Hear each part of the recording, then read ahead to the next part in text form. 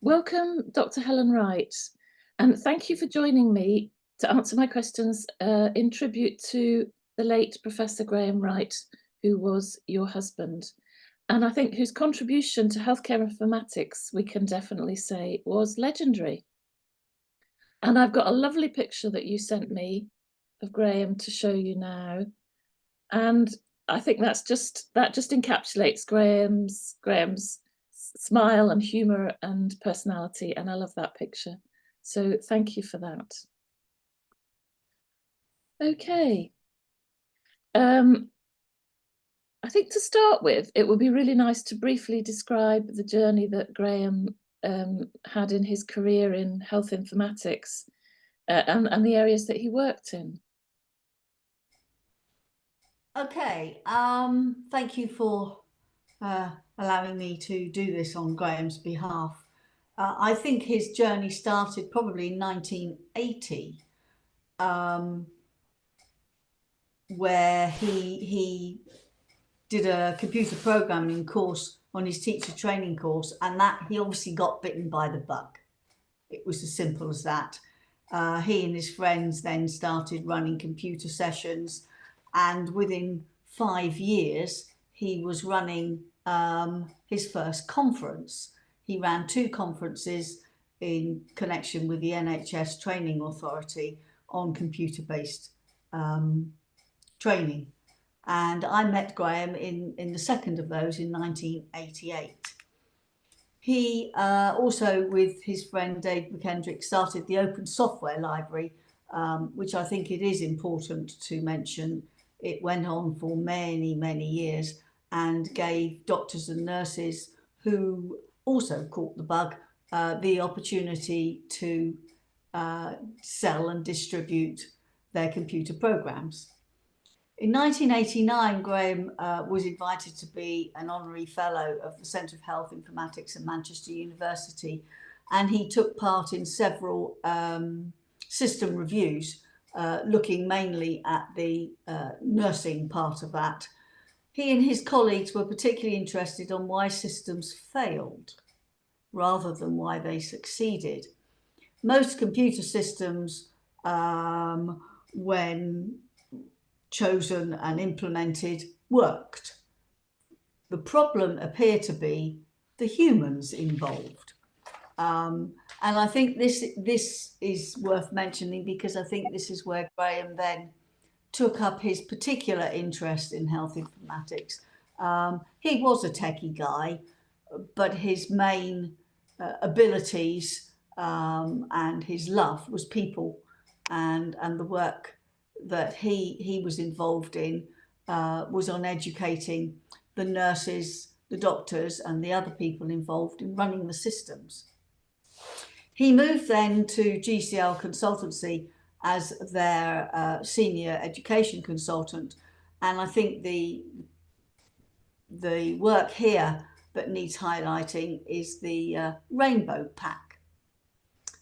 They did the first Rainbow, which was 7 open learning modules, and it was 7 different colours because they didn't know quite what else to call it. And its overall title was Using Information in Managing the Nursing Resource.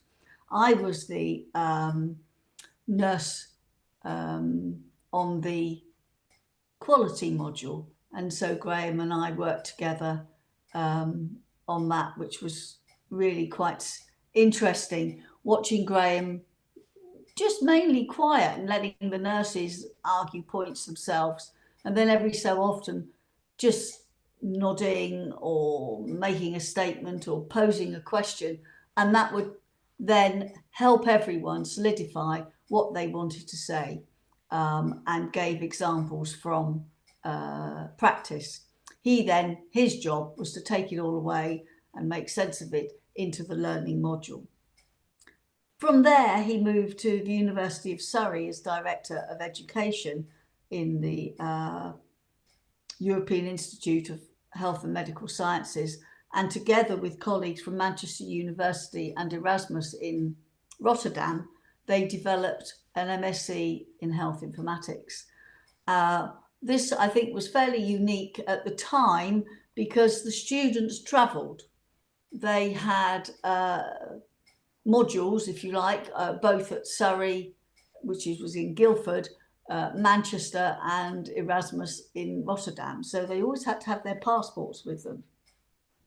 He was very much a supporter of free and Libre open source software, FLOSS, and I think he found the idea that so many companies were making so much money out of all of this not quite as friendly as perhaps it should be, certainly as far as health is concerned. He and Peter Murray worked hard and formed the IMIA Open Source Working Group in October 2002. They then went on to help the various regions form their open source groups, and he was a member of the FLOSS community in Europe, in the UK, and in Africa. His next big milestone, I guess, was in 2005, when he felt prompted to research the discipline of health informatics. The IMIA recommendations had been published by then, but it needed breaking down a bit more into aims and objectives, what the actual content might be, rather than overarching recommendations.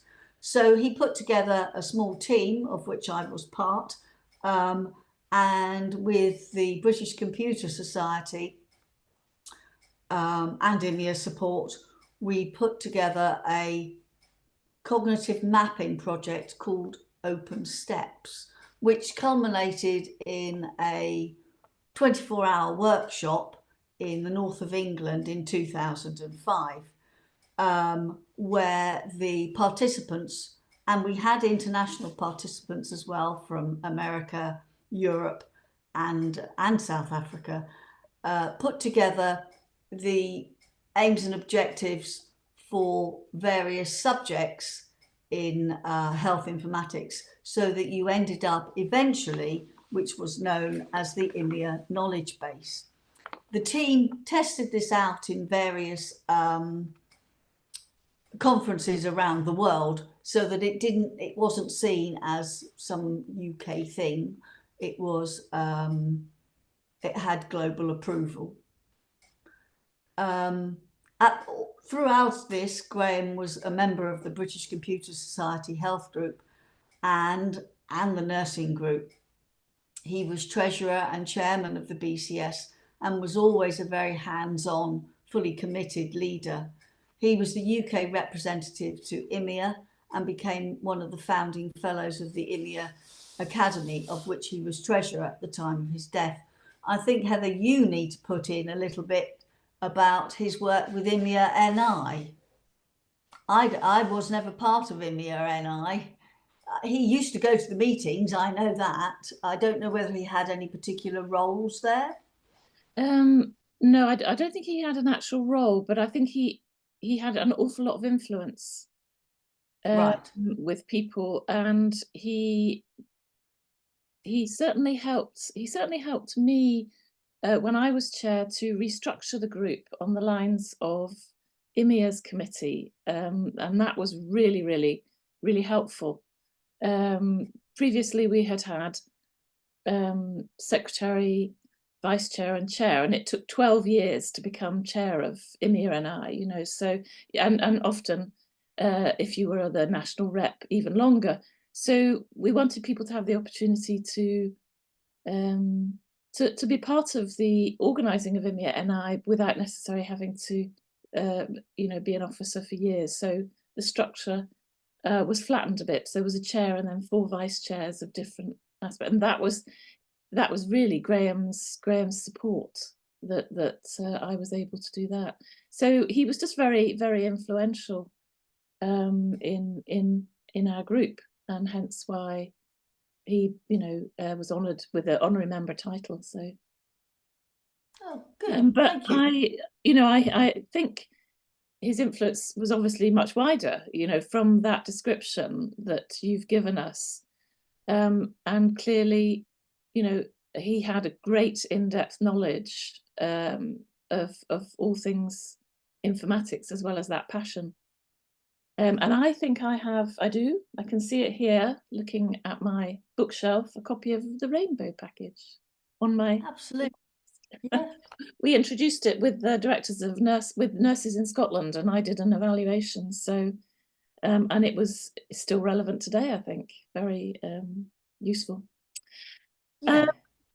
So, and I'm thinking of people who have inspired Graham. I mean, I know he's inspired a lot of us, and certainly myself. But who was he inspired by? Well, for that, really, I can only read you a little bit that Graham wrote. He was asked to give a presentation at an invited symposium in Athens in October 22 to celebrate retirement of John Mantus.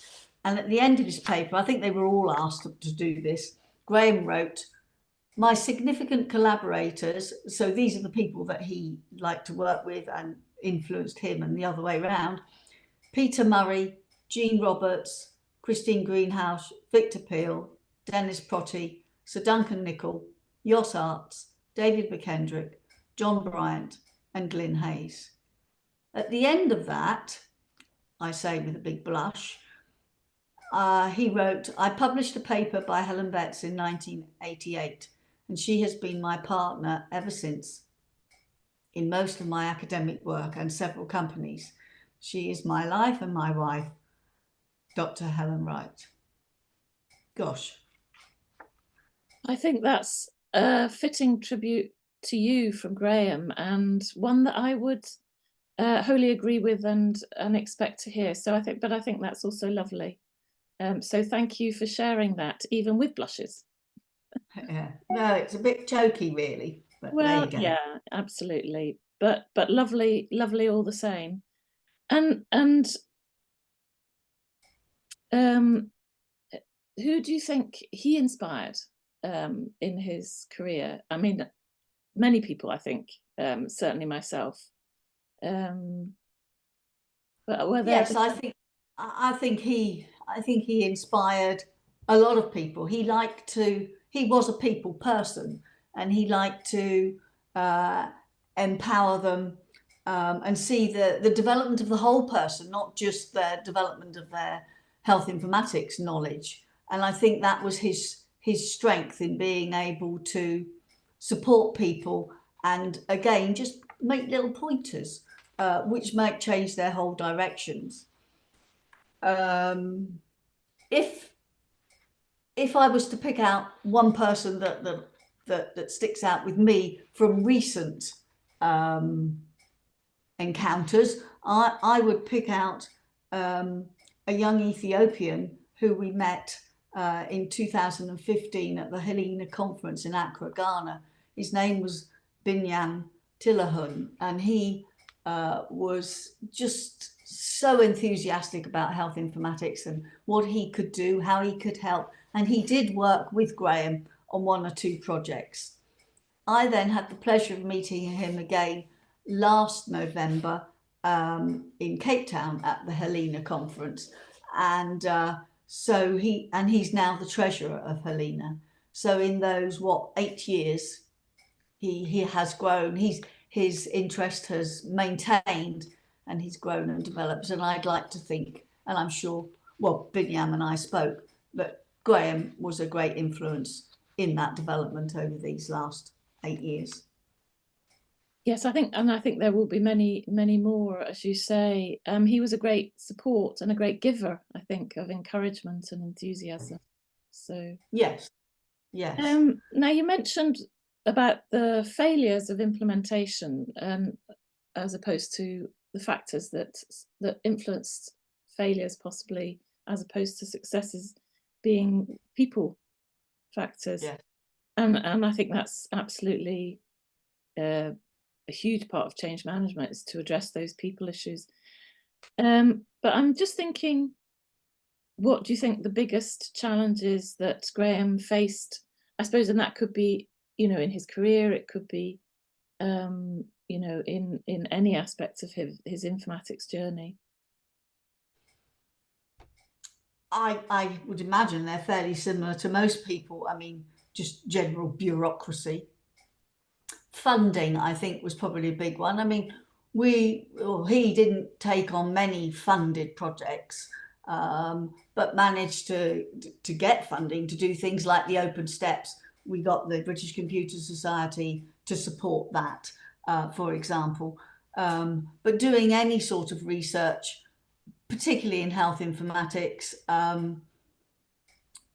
of a non-technical side, I think requires a lot of goodwill from other people as well. Perhaps another project, therefore, another barrier is getting those in authority to understand where he was coming from.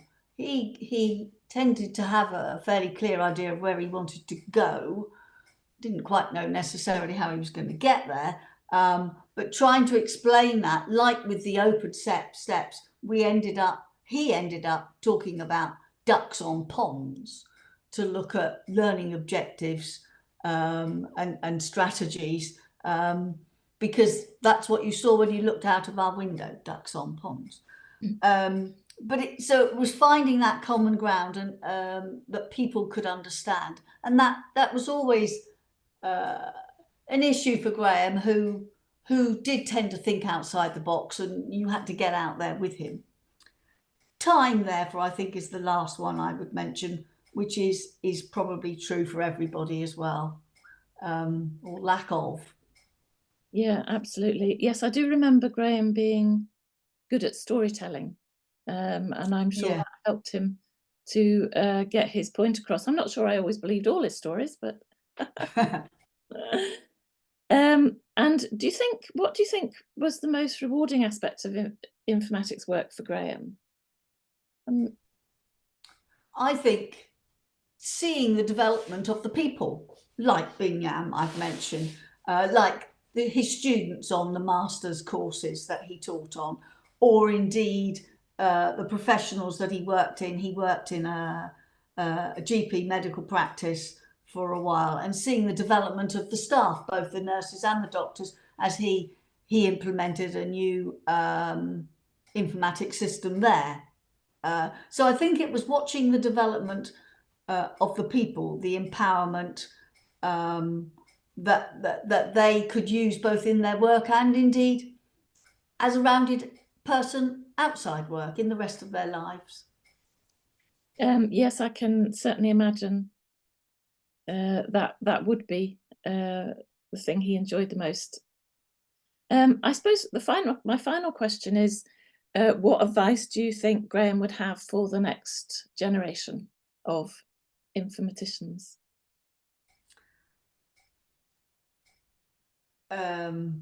Think outside the box. There's usually more than one way of doing things, so think widely. Do what you can, act local, but think global. Your idea may roll on. Again, like, the IMIA knowledge base and the IMIA recommendations. Get involved. Don't procrastinate. Get involved. Dream and go for it. Don't sit back. We can all have some influence in our own little world. Yeah, no, I think that is really, really good advice, and I can imagine Graham saying that. Thank you so much, Helen, for your time. It's been lovely to talk to you, and it's been lovely to remember Graham with such fondness. And again, I think back at that photograph at the beginning of his smile and his friendly enthusiasm and support that he gave everyone. And he is definitely my legend anyway. So thank you so much. Thank you. Thank you.